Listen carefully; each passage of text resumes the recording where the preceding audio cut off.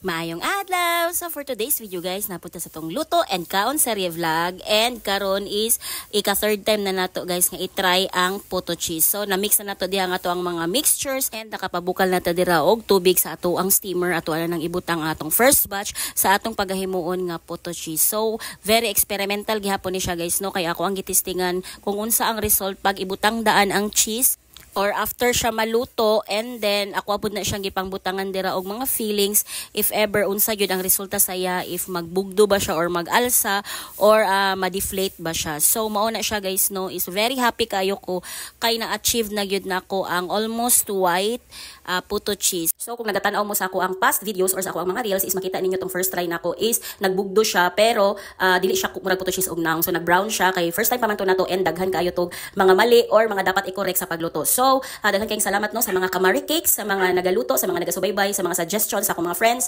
kung unsaon or unsang proper way sa pag-steam or sa pag-mix o sa pagluto ani. So for the third time guys is na-achieve na gyud nato ang silky smooth and hamis kaayo nga puto cheese. So same recipe lang ni siya guys, and ako lang yung gisunod ang mga suggestions para ma-perfect na gyud nato ang ato ang puto cheese. So abangan nato guys, ang next try nato ani is mag-eksperimenta sa mga ipalaman or fillings and mga flavorings nga bagay aning puto cheese. So daghan kayong salamat sa pagtanaw. Please don't forget to like, share and follow.